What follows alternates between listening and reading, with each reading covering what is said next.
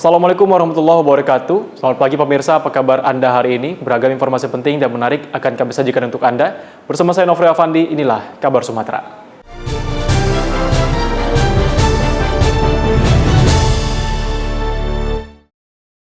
Pemirsa, keluarga besar SSM atau Sedulur Sekampung Musi Banyuasin mengadakan silaturahmi ulang tahun keluarga besar ke-7 di Zilkas Kebon Jambe, Pangkalan Benteng, Talang Betutu, Kecamatan Sukarami, Palembang.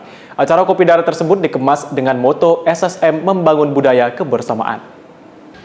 Silaturahmi ke-7 keluarga besar SSM atau Sedulur Sekampung Musi Banyuasin ini dihadiri ratusan anggota lama dan baru baik dari Sumatera Selatan maupun di luar Sumatera yang bertempat di Zilka Kebon Jambe, kawasan Pangkalan Benteng, Talang Betutu, Palembang, Sabtu 23 Juli 2022. Selain mengadakan silaturahmi, acara yang diselenggarakan hampir setiap tahun ini dikemas dengan memberikan bantuan kepada anak yatim, evaluasi dan perencanaan program ke depan, serta meluaskan keanggotaan secara menyeluruh. SSM yang murni tanpa embel-embel politik ini diharapkan dapat mempererat kekeluargaan dan merangkul segala lini dan lapisan masyarakat Muba. Keanggotaan SSM saat ini mencapai 24.610 yang tersebar sampai ke mancanegara seperti kawasan Eropa dan Amerika. Dalam sambutannya, Ketua Panitia Ismet Yunani yang juga Wakil Ketua 1 mengatakan, SSM sudah terbentuk sejak 10 tahun lalu dan secara berkala mengadakan silaturahmi. Adanya yang dikompakannya, secara rukunannya sudah kelihatan. Mungkin akan lebih baik, lebih berkembang lagi.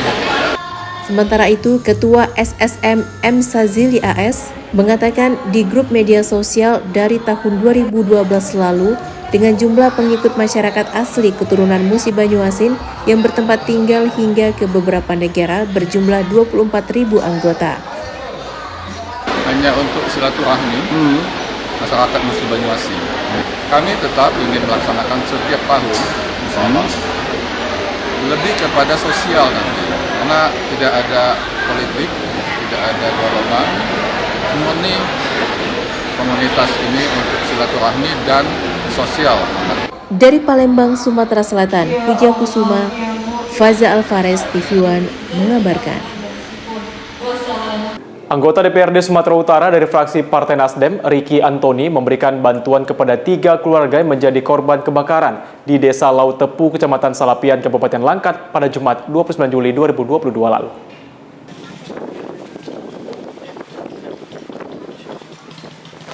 Inilah wujud nyata kepedulian anggota DPRD Sumatera Utara dari fraksi Partai Nasdem, Ricky Antoni, yang mendatangi lokasi kebakaran di Desa Laut Tepu, Kecamatan Salapian, Kabupaten Langkat. Sebagai bentuk rasa empati terhadap musibah kebakaran yang terjadi, tokoh pemuda Langkat ini melihat langsung sisa-sisa kebakaran yang terjadi dan juga sempat berdialog dengan warga yang menjadi korban kebakaran dan warga sekitar. Dalam kesempatan tersebut, Ricky Antoni menyerahkan bantuan dalam bentuk uang tunai kepada 3 keluarga yang rumahnya ludes terbakar. Bukan hanya itu, bantuan berupa bahan pangan seperti 15 karung beras, 15 kotak mie instan, dan 15 papan telur ayam juga diberikan kepada korban kebakaran. Ricky berharap dengan adanya bantuan pribadinya dan Partai Nasdem ini dapat meringankan beban keluarga yang menjadi korban kebakaran. Pemberian bantuan ini juga sesuai dengan instruksi Ketua Umum Partai Nasdem agar bertindak cepat dan tanggap membantu warga yang membutuhkan. Dan keberadaan Partai Nasdem memberikan manfaat bagi warga sekitar. Kami meninjau langsung lokasi kebakaran di Kecamatan Salapian ya. Dengan kehadiran kami di sini juga, Partai Nasdem Langkat berharap dapat sedikit membantu meringankan beban daripada keluarga korban rumah kebakaran ini. Kebakaran yang melanda 3 unit rumah warga ini terjadi pada Rabu lalu yang diduga kuat akibat korsleting listrik. Tak ada korban jiwa dalam peristiwa tersebut, namun kerugian ditaksir lebih dari 200 juta rupiah. Dari Langkat, Sumatera Utara, Taufik Hidayat, TV One mengabarkan. Pimpinan Cabang 0215 Keluarga Besar FKPPI Kabupaten Langkat melantik pengurus rayon 021517 Keluarga Besar FKPPI Kecamatan Batang Serangan periode 2022-2025. Pelantikan pengurus Rayon 021517 Kecamatan Batang Serangan periode 2022-2025 dilaksanakan di lapangan sepak bola Batang Serangan pada 31 Juli 2022. Dengan dilantik langsung oleh Ketua PC 0215 KB FKPPI Kabupaten Langkat, Bambang. Dalam periode kali ini, pengurus Rayon 021517 Kecamatan Batang Serangan dipimpin oleh Sutarno Ginting sebagai Ketua Rayon 021517 KB FKPPI Kecamatan Batang Serangan.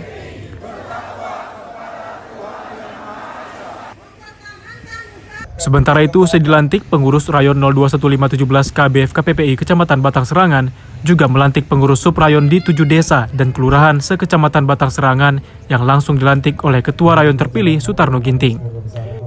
Ketua PC 0215 KB FKPPI mengatakan bahwa FKPPI bukanlah ormas preman, namun harus dekat dengan masyarakat. Sebab FKPPI lahir dari TNI dan Polri yang selalu dekat dengan rakyat. Agar dapat membangun Kecamatan Batang Serangan ini bersama pemerintah dan bersama masyarakat, agar FKPPI dapat dicintai masyarakat. Ya, himbauan untuk seluruh anggota FKPPI Kabupaten Langkat sendiri terkait dengan ormas ini bagaimana?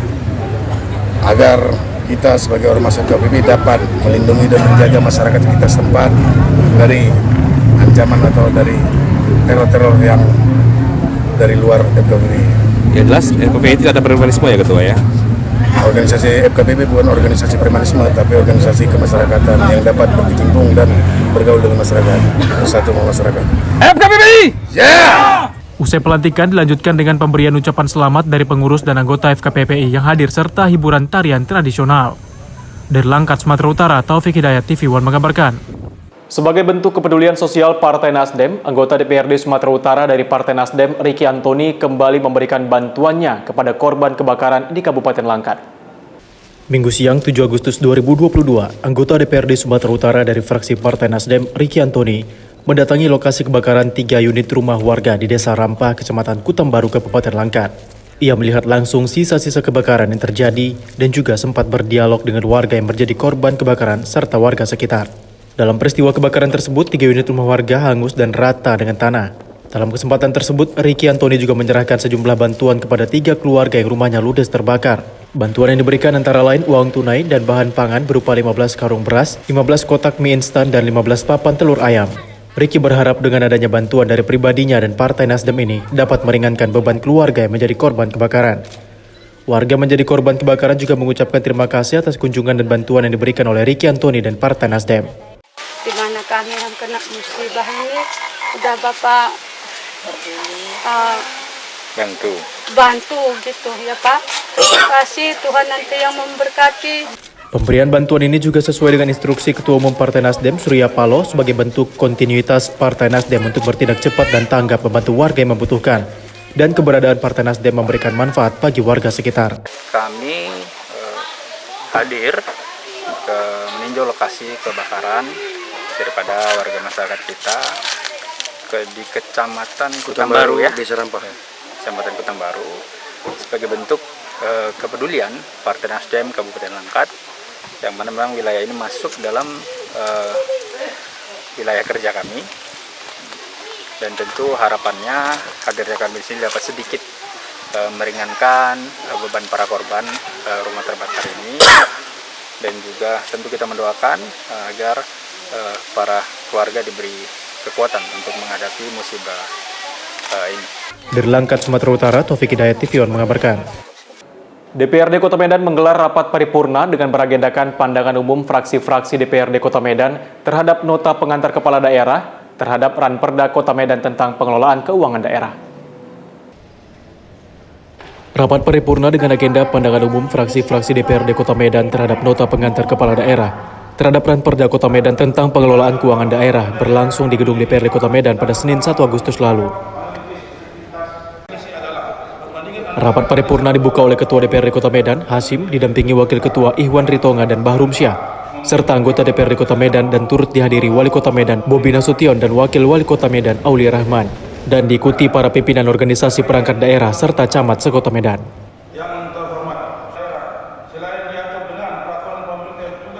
Dewan Perwakilan Rakyat Daerah Kota Medan meminta pemerintah Kota Medan untuk membuka akses seluas-luasnya kepada publik agar masyarakat bisa mendapatkan informasi dalam pengelolaan anggaran dan program pembangunan Kota Medan ke depannya.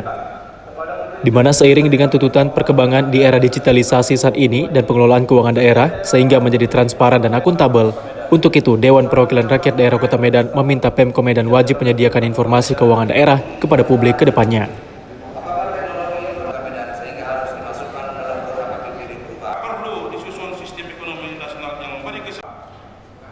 Sebenarnya peraturan daerah tentang pengelolaan daerah di tahun 2009 sudah ada, hanya saja saat ini tidak relevansi lagi, ya, tidak lagi sesuai dengan perkembangan zaman, ya, dengan kebijakan pengelolaan keuangan yang harus lebih baik lagi. Jadi kita harapkan nantinya Perda pengelolaan keuangan daerah ini nanti bisa lebih transparantif, ya, lebih akuntabel dan lebih partisipatif. Dalam rapat paripurna tersebut, DPRD Kota Medan juga mengusulkan agar ditambahkan undang-undang tentang hubungan keuangan antara pemerintah pusat dan daerah serta keputusan Menteri Dalam Negeri. Dari Medan, Sumatera Utara, Julfahmi, TV One mengabarkan. Guna adanya payung hukum bagi penyandang disabilitas dan lansia, DPRD Kota Medan menggelar rapat paripurna. Seluruh fraksi pun menyetujui adanya peraturan daerah tentang perlindungan terhadap penyandang disabilitas dan lanjut usia di Kota Medan. Rapat paripurna yang berlangsung di gedung DPRD Kota Medan pada Senin 1 Agustus lalu beragendakan pandangan seluruh fraksi-fraksi DPRD Kota Medan terhadap penjelasan pengusulan DPRD Kota Medan atas Ranperda Kota Medan tentang perlindungan terhadap penyandang disabilitas dan lanjut usia. Rapat paripurna dipimpin langsung oleh Ketua DPRD Kota Medan, Hashim, dengan didampingi dua Wakil Ketua DPRD Kota Medan, yakni Ihwan Ritonga dan Barumsyah, serta anggota DPRD Kota Medan. Dalam rapat paripurna tersebut, seluruh fraksi-fraksi di DPRD Medan menyampaikan dan menyetujui adanya peraturan daerah tentang perlindungan terhadap penyandang disabilitas dan lanjut usia di Kota Medan. Ketua DPRD Kota Medan, Hashim, mengatakan bahwa saat ini Medan belum ada peraturan daerah tentang perlindungan bagi penyandang disabilitas dan lanjut usia. Seluruh fraksi memandang penting aturan tersebut dilaksanakan, khususnya tempat pelayanan publik harus menyediakan ruangan dan tempat bagi disabilitas dan lanjut usia. Sebagaimana pengusulan DPRD Medan bahwa berdasarkan data Badan Pusat Statistik Provinsi Sumatera Utara tahun 2019, jumlah penduduk Kota Medan sebanyak 2.270.894 jiwa, terdapat penyandang disabilitas sebanyak 790 jiwa, serta lanjut usia dan fakir miskin 65.362 jiwa. Jadi artinya ada support, ada dukungan dari semua fraksi-fraksi supaya Ranperda ini nantinya bisa menjadi inisiatif DPRD Medan. Nah, kita mereka melihat sampai hari ini di Medan kan belum ada perda yang mengatur tentang perlindungan terhadap penyandang disabilitas dan lanjut usia. Diharapkan adanya peraturan daerah tentang perlindungan terhadap penyandang disabilitas dan lanjut usia, sehingga mereka dapat merasakan kenyamanan dan fasilitas yang diberikan pemerintah Kota Medan ke depannya. Dari Medan, Sumatera Utara, Fahmi, TV One mengabarkan. Untuk memudahkan penyusunan dan pelaporan anggaran organisasi perangkat daerah di lingkungan pemerintah Kabupaten Batubara, Bupati Batubara Zahir meluncurkan aplikasi elektronik Sistem Akuntabilitas Kinerja Instansi Pemerintah atau e-Sakip. Peluncuran aplikasi e-Sakip digelar di salah satu hotel di Kota Medan yang dirangkai dalam acara pra-evaluasi Sakip di lingkungan Pemkab Batubara oleh Kementerian Pendayagunaan Aparatur Negara dan Reformasi Birokrasi. Acara yang dihadiri Asisten Deputi Wilayah 1 Kemenpan RB, Ahmad Hasmi, Analis Kebijakan Muda selaku Evaluator Sakip Kemenpan RB, Ais Rajasa, Sekretaris Daerah Sakti Alam Siregar, serta para OPD dan Camat se-Kabupaten Batubara berlangsung dengan lancar. Dalam acara tersebut juga diisi dengan pembacaan Fakta Integritas, Pencegahan dan Pemberantasan Korupsi, Kolusi dan Nepotisme, dilanjutkan dengan penandatanganan Fakta Integritas seluruh OPD dan Camat. Acara dilanjutkan dengan penekanan tombol yang menandai launching e-Sakip oleh Bupati Batubara dan pemberian cendera mata kepada tamu Kemenpan RB. Bupati Batubara dalam sambutannya mengatakan bahwa Kabupaten Batubara akan terus berkomitmen dan konsisten mengimplementasikan amanat Peraturan Presiden Nomor 29 Tahun 2014 tentang Sakip guna mewujudkan tata kelola yang akuntabel dan mensejahterakan masyarakat. Zahir menambahkan saat ini nilai Sakip Batubara belum mencapai hasil yang sesuai dengan visi misi Bupati, sehingga dilakukan pembinaan dalam bentuk pelatihan agar nanti dalam penyusunan Sakip bisa lebih baik. Ya, jadi Batubara itu nilai Sakipnya belum bisa sampai pada kriteria B, ya masih C, CC, Nah, ternyata masih banyak hal-hal yang dalam pembuatan antara visi misi bupati dengan penjabar yang dibuat oleh dinas ini nggak nyambung terhadap program yang dibuat oleh kabak-kabak yang ada di dinas masing-masing. Nah, sehingga perlu kita melakukan pencerahan, perlu kita melakukan pembinaan dalam bentuk pelatihan, sehingga nanti dalam penyusunan sakip yang dilapor di Menpan RI ini bisa menjadi lebih baik. Dari Batubara, tim TV One mengabarkan.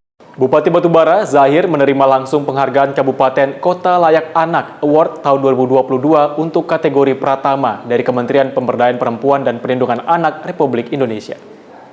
Penghargaan berupa piagam dan piala diberikan oleh Deputi Bidang Perlindungan Hak Perempuan Ratna Susianawati di Gedung Kementerian Perempuan dan Perlindungan Anak Republik Indonesia, Jakarta Pusat pada Jumat 5 Agustus 2022 lalu.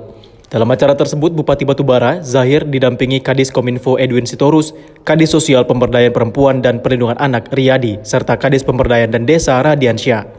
Di Sumatera Utara ada sebanyak 13 kabupaten kota yang menerima KLA Award tahun 2022 dengan kategori Madya, Pratama, dan Nindya.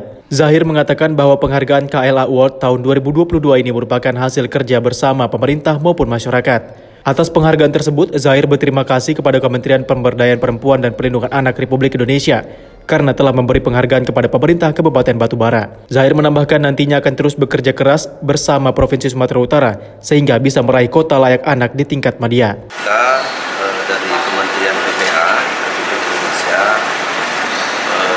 ternyata Kabupaten Batubara itu mendapat kategori dan penghargaan dari kementerian menjadi Kabupaten Layak Anak tingkat Pratama. Nah, ini sebenarnya upaya-upaya kita bersama dengan kepala dinas, dengan masyarakat, ya, terutama masyarakat pedesaan di Batubara, bagaimana Batubara bisa menjadi daerah yang melindungi ya anak-anak yang ada di Kabupaten Batubara itu sendiri. Harus kita syukuri bahwa apa yang kita lakukan selama hari ini ternyata dari kementerian itu memberikan perhatian, ya, melihat bagaimana perkembangan pemerintah daerah, terutama Batubara dalam pemenuhan hak anak yang ada di Batubara tahun 2022 ini. Dari Jakarta, tim TV One mengabarkan. Pemerintah Musi Banyuasin bersama Badan Pusat Statistik mencanangkan program Desa Cinta Statistik atau Desa Cantik. Program Desa Cantik ini dilakukan untuk meningkatkan kompetensi aparatur desa yang lebih profesional.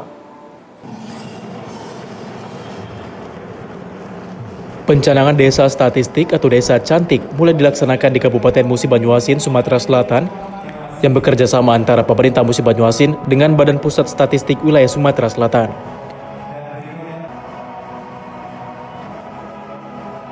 PJ Bupati Musi Banyuasin Apriyadi yang didampingi oleh JP Sekda Musi Banyuasin, Musni Wijaya, serta beberapa Kepala Dinas dan Kepala Badan Pusat Statistik Sumatera Selatan, Zulkifli, bersama-sama membuka pencanangan Desa Cantik dengan pemukulan beduk yang digelar di Gedung Off-Room Pemkab Musi Banyuasin, Rabu 3 Agustus 2022 lalu.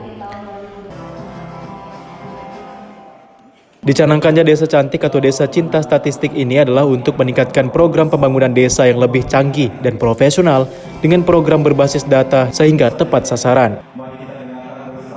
Desa Cantik ini atau Desa Cinta Statistik ini adalah dalam rangka melaksanakan pemerintahan berbasis IT dan akan melaksanakan berbasis elektronik juga, sehingga akan menciptakan pemerintahan yang efektif dan efisien, terutama dalam memberikan layanan data dan layanan kepada masyarakat.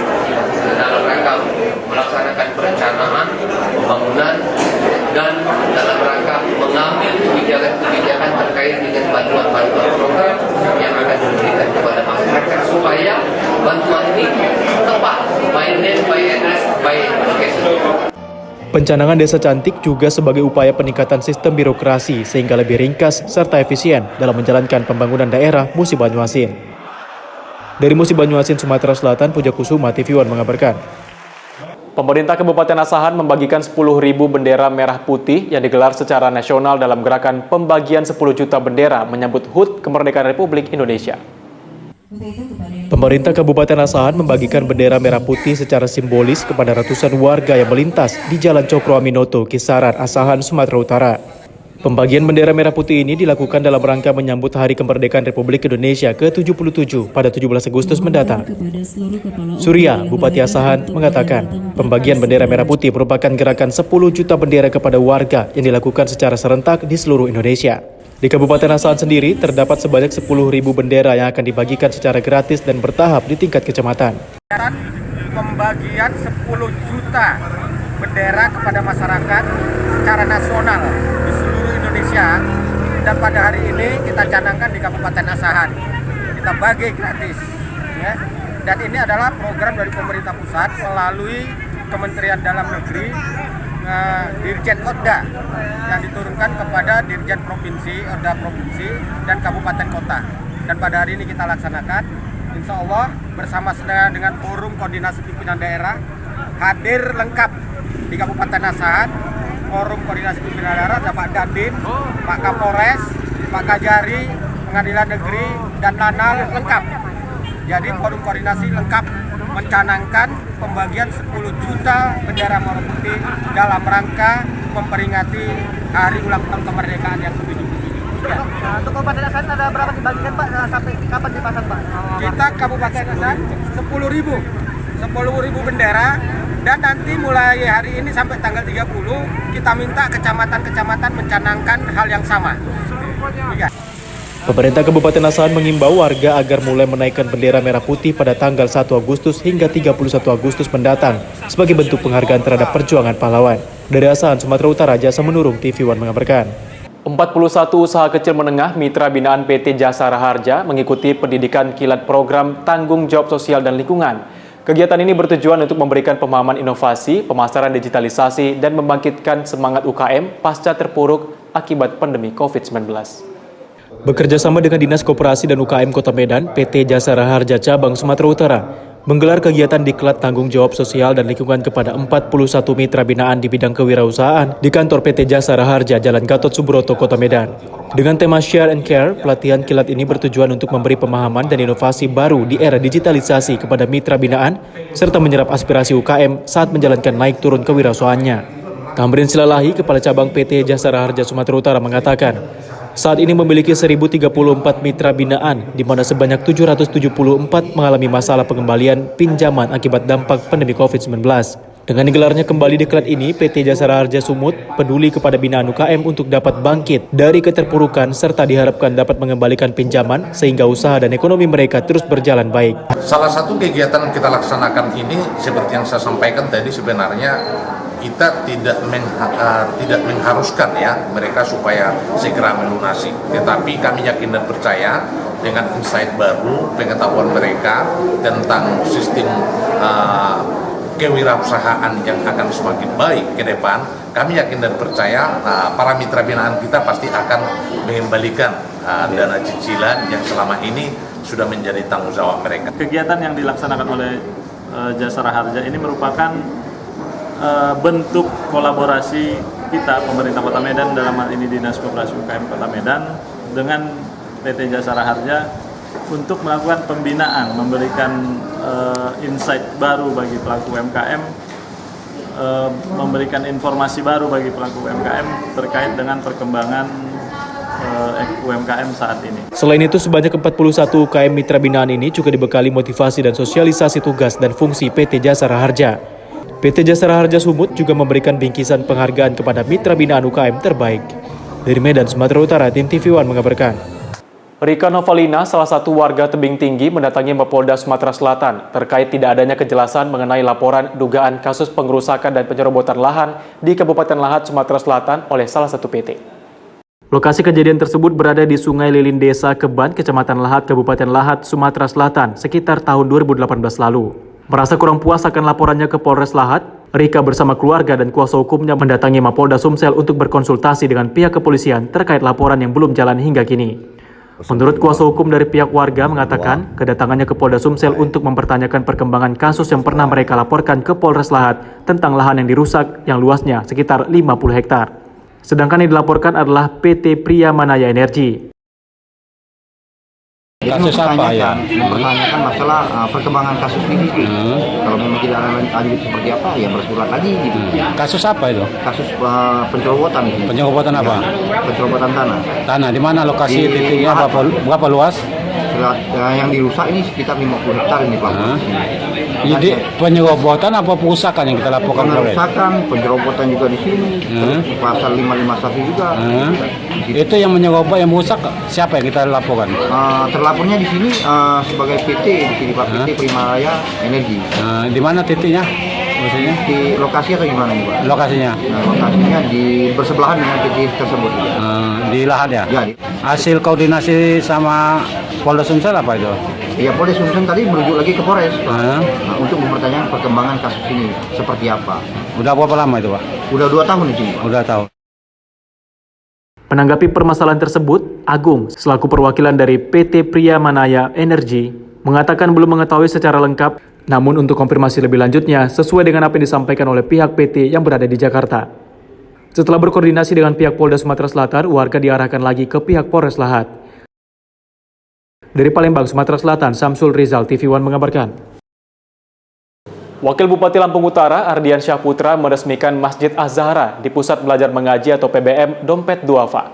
Wakil Bupati mengharapkan warga Cahaya Negeri, Abung Barat memakmurkan masjid sebagai pusat ibadah dan dakwah. Kedatangan Wakil Bupati Lampung Utara, Ardian Saputra, mendapat sambutan antusias warga Cahaya Negeri.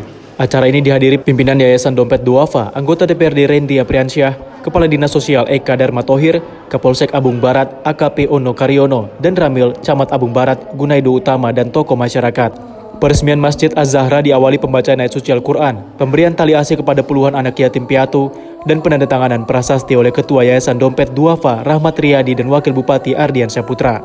Dalam sambutannya, Ketua Yayasan Dompet Duafa, Rahmat Riyadi, mengucapkan terima kasih kepada para donatur atas wakaf tanah dan bantuan material maupun bentuk lainnya sehingga Masjid Az-Zahra terbangun dengan megah. Pembangunan masjid diawali dengan peletakan batu pertama pada 15 September 2021 lalu. Masjid berukuran 400 meter persegi, memiliki kapasitas sekitar 500 jamaah. Areal masjid sekitar 1,1 hektar. Masjid sekaligus pusat belajar mengaji Cahaya Negeri diasuh 5 ustadz. PBM membangun peradaban sosial, terutama santri dan masyarakat. Yang pertama tentu pendidikan sebagai pendukung.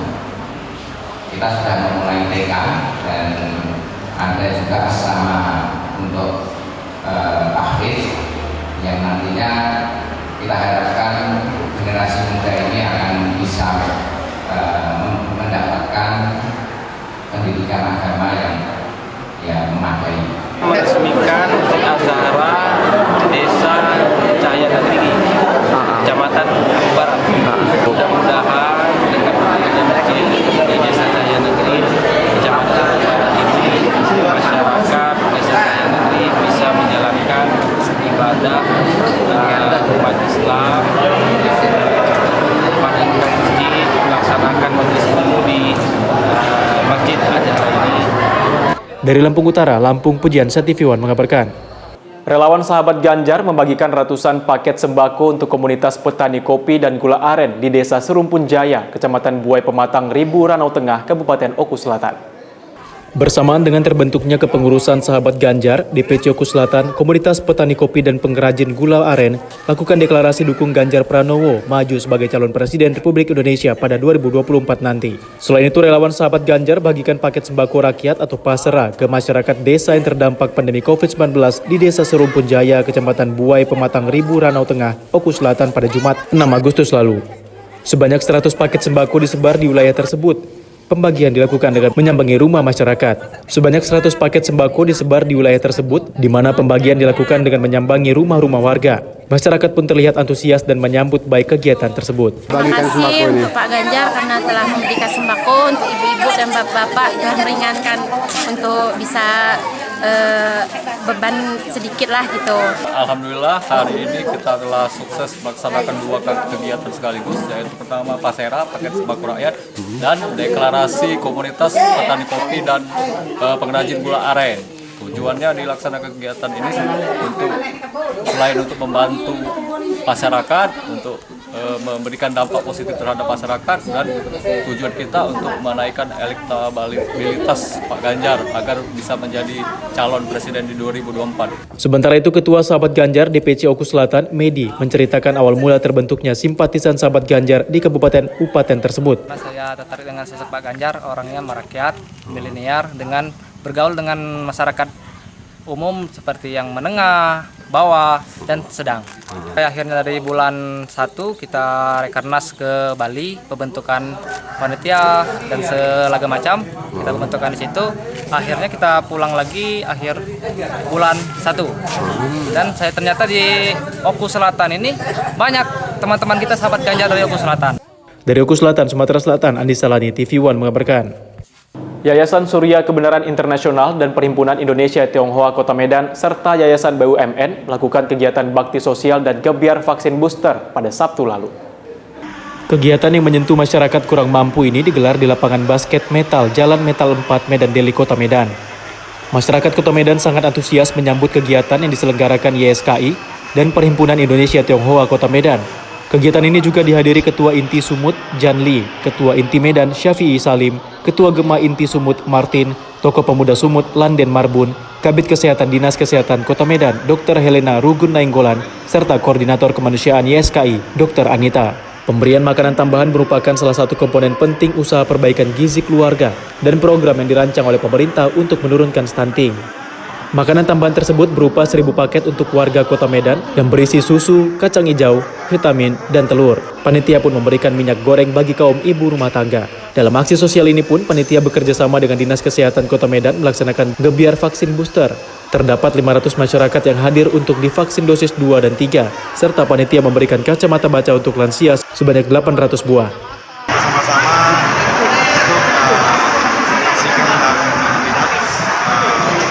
Bagian kecamatan, bagian susu dan vaksin berjalan lancar.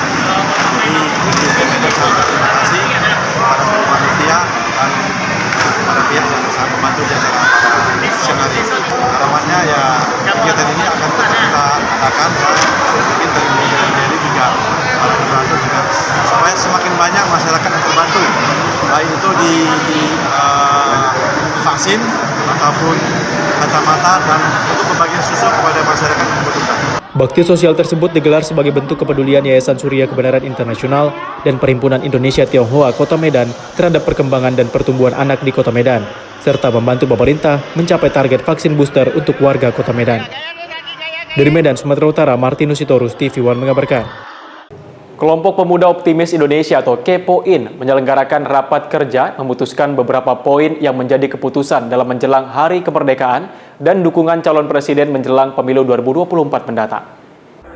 Rapat kerja Kelompok Pemuda Optimis Indonesia digelar di salah satu kafe di kawasan Medan Area Kota Medan. Dalam rapat kerja itu, Kelompok Pemuda Optimis Indonesia atau KPOIN memutuskan beberapa kesepakatan bersama menjelang Hari Kemerdekaan Indonesia dan keputusan calon presiden yang didukung komunitas Pemuda Optimis Indonesia menjelang pemilu 2024. Dalam keputusan raker itu, Kelompok Pemuda Indonesia Optimis Indonesia cinta terhadap NKRI dan Undang-Undang Dasar tahun 1945 dan Pancasila, serta berjanji akan tetap menjaga ideologi negara NKRI, serta berjanji akan tetap menjaga ideologi NKRI. Kelompok Pemuda Optimis Indonesia mendukung Prabowo menjadi Capres tahun 2024 pada pemilu mendatang, serta beberapa keputusan lainnya terkait organisasi KPOIN. Ini dibentuk karena adanya rasa pemuda-pemuda yang ingin menyatukan visi dalam hal kepemudaan, di mana kaum muda saat ini sudah banyak yang lupa dengan ideologi Pancasila. Maka kelompok pemuda optimis ingin membangkitkan kembali rasa juang para pemuda untuk mengembalikan Sumpah Pemuda yang telah dikumandangkan oleh para pendahulu yang terdahulu. Visinya menciptakan generasi muda yang tangguh dan peka dalam mewujudkan cita-cita bangsa yang berdasarkan Pancasila dan Undang-Undang Dasar 45. Misinya membangun potensi masyarakat yang berkepribadian dan peduli terhadap permasalahan bangsa, guna terwujudnya kemandirian bangsa dan kesejahteraan rakyat Indonesia, dan turut serta melahirkan pemimpin-pemimpin yang beriman bertakwa, jujur, berani, tegas, dan berkemampuan dalam menjalankan tugasnya, serta berperan aktif dalam mengawal kerja pemerintah menuju Indonesia makmur dan sejahtera. Di Sumatera Utara, kita sudah terbentuk di 21 kabupaten kota, dan insya Allah di bulan September kita sudah ada di 33 kabupaten kota di Sumatera Utara, dan kita juga sudah ada di 3 provinsi. Dari Kota Medan, Irfan Malkanasution, TV One mengabarkan. Kembali di kabar Sumatera, pemirsa, belasan masyarakat Tanjung Medan, Kabupaten Rokan Hilir, Riau memenuhi pemanggilan ke Mapolsek Pujut Polres Rohil terkait permasalahan kemitraan sistem bapak angkat yang laporannya masuk ke polisi. Dugaan kasus penggelapan ini dilaporkan masyarakat Tanjung Medan, Rokan Hilir, Riau ke Bareskrim Mabes Polri melalui kuasa hukum yang mendampingi masyarakat setempat.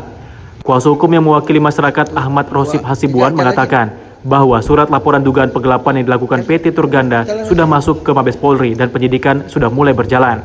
Saat ini sudah 15 orang masyarakat yang dimintai keterangan oleh penyidik dari Bareskrim Polri yang turun ke lapangan terkait laporan masyarakat tentang dugaan penggelapan yang diduga dilakukan perusahaan dalam pengelolaan perkebunan kelapa sawit secara plasma dengan sistem bapak angkat.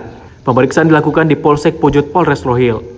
Kerjasama kemitraan sistem bapak angkat ini berawal dari kerjasama antara masyarakat menggunakan atas nama Koperasi Wira Usaha Sungai Kuning atau WUSKU dengan PT Turganda untuk mengelola lahan milik masyarakat menjadi perkebunan kelapa sawit yang luas arealnya mencapai 4.000 hektar di Kabupaten Rokan Hilir, Riau.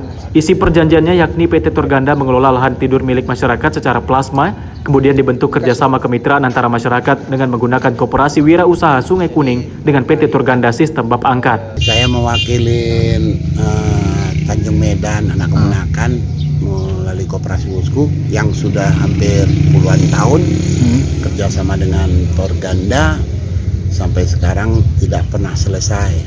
Setiap mediasi yang diadakan selalu di ujung-ujung tidak selesai juga. Kita berharap kepada pihak terlapor agar diatensi untuk diselesaikan persoalan ini.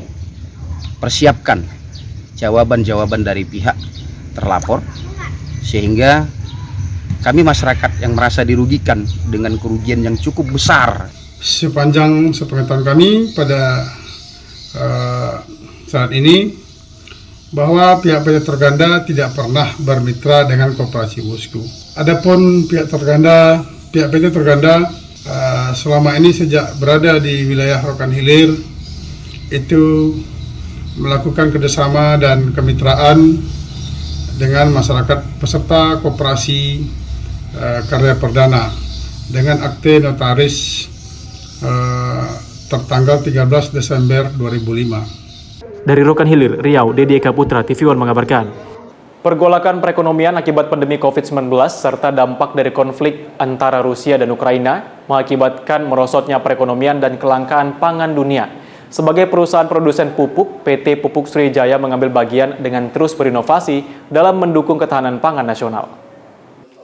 Gubernur Lembaga Ketahanan Nasional atau Lemhanas, Andi Wijayanto, melakukan kunjungan sekaligus menjadi narasumber workshop PT Pusri Palembang dengan mengusung tema Semangat Patriotisme Insan Pusri dalam mewujudkan ketahanan pangan nasional. Pandemi COVID-19 telah menyerang serta melumpuhkan beberapa sektor yang ada di dunia tanpa terkecuali Indonesia. Ditambah lagi konflik Rusia dan Ukraina yang mengakibatkan pergolakan perekonomian dan kelangkaan pangan dunia, serta cuaca ekstrim yang berdampak negatif yang menyerang sektor pertanian. Untuk itu, sebagai perusahaan produsen pupuk dan agrokimia, PT Pupuk Sriwijaya Palembang mengambil bagian dengan mengoptimalkan inovasi serta produksi pupuk dengan mendukung ketahanan pangan nasional yang merupakan program unggulan yang dicanangkan oleh pemerintah. Sudah ada siklus musim tanam, musim panen, tugas dari industri untuk memastikan pada saat awal siklus pertanian tersebut maka pupuk yang dibutuhkan subsidi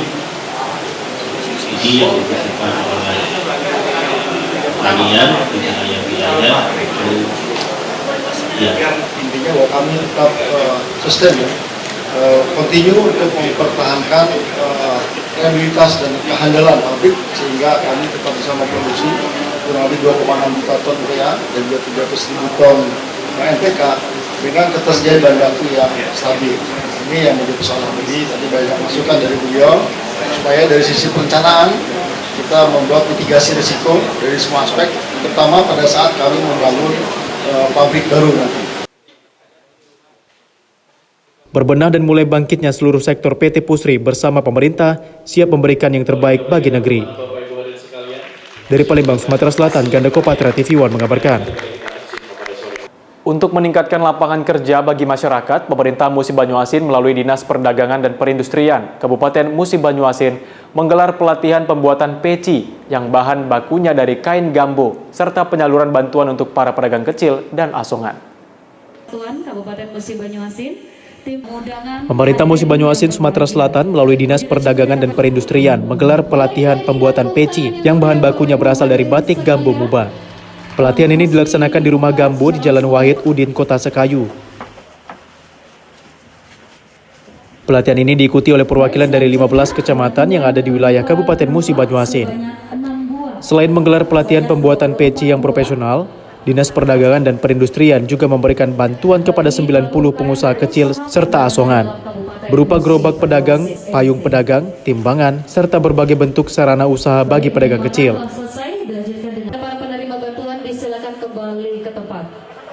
Alhamdulillah hari ini kita tadi barusan pembukaan untuk pelatihan pembuatan peci dari bahan gambo, kain gambo ya, untuk pelaku usaha UMKM dari 3 kecamatan, Sekayu, Babatongan, dan Lawangwetan. Kemudian ada pelatihan juga untuk mendesain kemasan bagi ibu-ibu B2K PKK dalam wilayah Kabupaten Musi Banyuasin.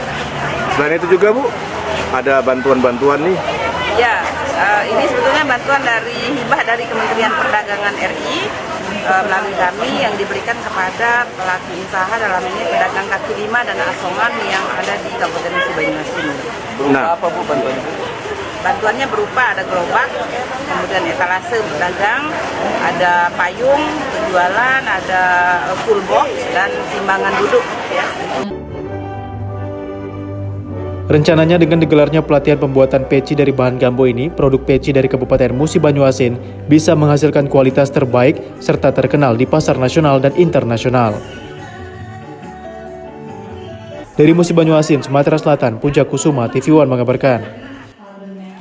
DPRD Kota Medan menyepakati pengusulan Ranperda tentang perlindungan terhadap penyandang disabilitas dan lansia untuk menjadi inisiatif DPRD Kota Medan. Kesepakatan bersama ini dilakukan dalam sidang rapat paripurna.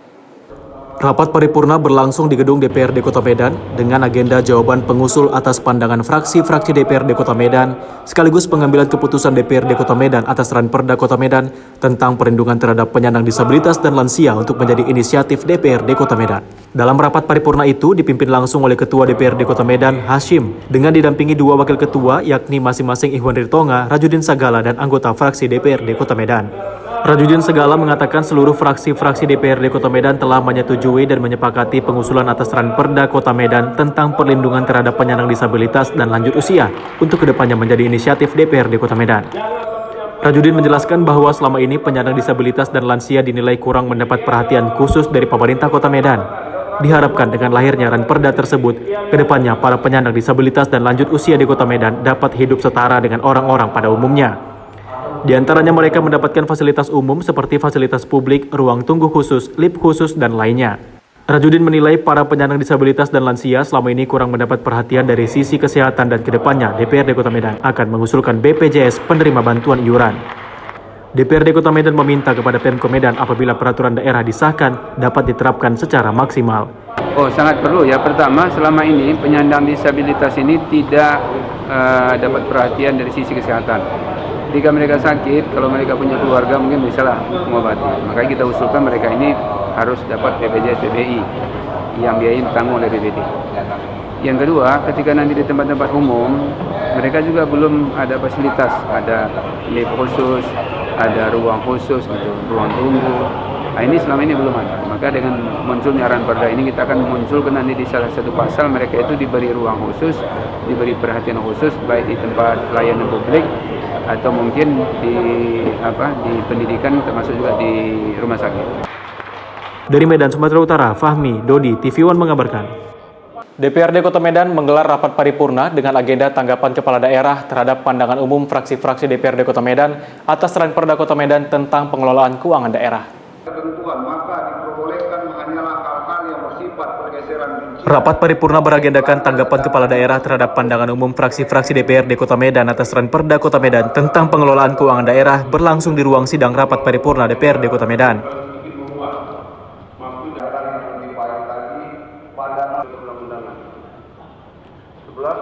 Rapat itu dipimpin langsung oleh Ketua DPRD Medan, Hasim, dengan didampingi dua Wakil Ketua DPRD Medan, Iwan Ritonga dan Rajudin Segala, serta segenap anggota DPRD Kota Medan, dengan turut dihadiri Wakil Wali Kota Medan Aulia Rahman, serta pimpinan OPD dan Camat Sekota Medan. Menanggapi pertanyaan tentang adanya program PPK. Selanjutnya menanggapi pertanyaan ini melalui pelanggaran. Dalam nota pengantarnya, Wali Kota Medan Bobi Nasution diwakili Wakil Wali Kota Medan Aulia Rahman mengatakan, pemerintah Kota Medan akan tetap berkomitmen dalam pengaturan pengelolaan keuangan daerah yang baik dan transparansi, partisipasi, akuntabilitas, serta akan membuka akses seluas-luasnya kepada publik sehingga masyarakat mendapatkan informasi ke depannya.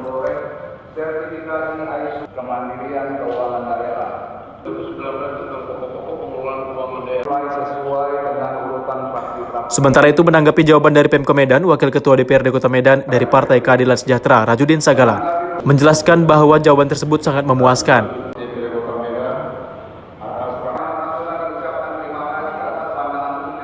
Dan mereka menganggap itu adalah saran yang baik.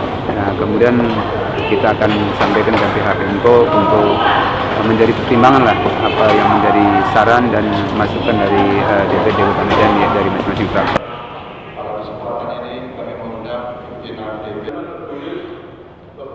Dari Medan, Sumatera Utara, Zulfahmi, Dodi, TV One mengabarkan. Bupati Tapanuli Utara, Nixon Nababan, membuka Prakongres Kebudayaan Batak Toba di Auditorium Kampus Institut Agama Kristen Tarutung, Kabupaten Tapanuli Utara, Sumatera Utara. Dalam sambutannya, Bupati Tapanuli Utara, Nixon Nababan, menyambut baik serta mendukung Prakongres Kebudayaan Batak Toba yang dilaksanakan untuk memajukan budaya Batak Toba. Ketua Panitia Prakongres Robert Sibarani mengatakan Prakongres ini sangat penting untuk menentukan identitas Batak Toba kepada generasi mendatang. Menurutnya budaya Batak Toba dahulu sangat baik namun kini sudah mengalami perubahan. Setelah beberapa generasi adanya Batak Toba tentu memiliki kebudayaannya sebagai bagian dari pola hidup masyarakat Batak Toba yang perlu diwariskan pada generasi mendatang, anak cucu kita. Ini sangat penting, terutama mengenai identitas Batak Toba yang bisa sejahtera hidupnya dalam kehidupan nasional dan juga bisa berkolaborasi, berinteraksi dengan masyarakat internasional dengan konsep yang paling penting adalah kita berangkat dari kebudayaan kita, etnisitas kita, masuk pada dunia modern. Robert Sibarani juga mengungkapkan bahwa saat ini dalam penggunaan bahasa Batak Toba sudah mengalami perubahan, hal itu karena faktor eksternal dan modernisasi. Bagaimana kita bisa menuliskan kata-kata asing yang datang ke bahasa Batak, kata Batak, dan bagaimana juga menuliskan dengan aksara. Tentu kalau dahulu aksara dan bahasa Batak hanya untuk bahasa Batak, tapi sekarang ini sudah kita menemukan bahasa-bahasa atau kata-kata yang kita adopsi dari bahasa asing. Puncak Kongres Kebudayaan Batak Toba akan digelar pada 20 hingga 22 Oktober 2022, bertempat di TB Silalahi Center Balike, Kabupaten Toba, Sumatera Utara, untuk menetapkan panduan bahasa, ejaan, penulisan aksara, serta tata bahasa Batak Toba, dan inventarisasi benda-benda budaya yang ada di Eropa yang dibahas dalam beberapa kali Prakongres. Peserta Prakongres ini didatangkan dari berbagai daerah di wilayah Tapanuli bagian utara, termasuk mendatangkan sastrawan Batak dari Universitas Sumatera Utara. Prakongres Kebudayaan Batak Toba yang pertama ini mendapat dukungan dari Institut Agama Kristen Negeri Tarutung. Dari Kabupaten Tapanuli Utara, Sumatera Utara, Syaren Situmorang, TV One mengabarkan. Sebanyak 413 jamaah umroh travel Amira Mekah terbang dari Bandara Internasional Kuala Namu, Deli Serdang, Sumatera Utara pada Minggu 7 Agustus 2022 kemarin. Penerbangan ini merupakan jadwal perdana ibadah umroh sejak selesainya musim haji tahun 2022 lalu. Travel umroh Amira Mekah kembali membuat terobosan baru. Walau penuh resiko, owner sekaligus tim besar Amira Mekah Travel menjadi pihak perdana yang menerbangkan 413 orang jamaah umroh pasca ibadah haji tahun ini. Berbagai persiapan matang telah dilakukan, mulai dari menyewa 1 unit pesawat maskapai Lion Air, membooking satu buah hotel bintang di Madinah dan satu lainnya di Mekah agar para jemaah umroh mendapat kenyamanan ekstra dari penyelenggara. Mendengar arahan dan bimbingan dari pihak panitia, ratusan jemaah umroh tampak antusias mendengar arahan tersebut. Acara pelepasan jemaah umroh perdana dari Travel Amira Mekah pasca musim haji pun berlangsung khusyuk dan hikmat. Para jemaah tampak fokus berdoa agar diberi kekuatan dan diterima sebagai tamu sang halik. Pendamping jemaah umroh Amira Mekah juga datang dari berbagai provinsi, diantaranya Sumatera Selatan dan Bali. Dari data pihak Amira Mekah, para jemaah umroh yang terbang perdana ini berasal dari berbagai daerah, diantaranya Medan, dari Serdang dan Aceh. Sementara itu, Wakil Wali Kota Medan, Aulia Rahman yang hadir untuk melepas keberangkatan jemaah mengaku bangga atas antusias masyarakat dalam mengikuti ibadah umroh saat ini. Selain itu, ia pun berniat kembali untuk melaksanakan umroh di bulan Desember mendatang. Kebanggaan kita juga Sumatera Utara ini, sehabis musim haji, kita perdana di Indonesia menerbangkan jamaah sekitar 400 lebih orang. Harapan kita jamaah mungkin nanti Allah berikan kesehatan mereka, pergi dengan sehat, pulang dengan selamat. Dan insya Allah Amira juga akan berangkat nanti tanggal 14 ya. Ada pemberangkatan lagi, Desember mungkin di bulan Desember ada berangkat lagi di tanggal 22 dengan kuota yang sama mungkin ya, 400 lebih di tanggal 14. Selanjutnya 413 orang jemaah umroh pun langsung diterbangkan dari Medan menuju Madinah dan pulang dari Jeddah Mekah. Dari Deli Serdang, Sumatera Utara, Ahmad Syukri, TV One mengabarkan. Informasi tadi sekaligus menutup jumpa kita pada hari ini. Tetap perbarui informasi Anda di kanal YouTube TV One News dan kanal berita tvnews.com. Saya Nofri Afandi bersama kerabat kerja yang bertugas pamit undur diri. Wassalamualaikum warahmatullahi wabarakatuh dan sampai jumpa.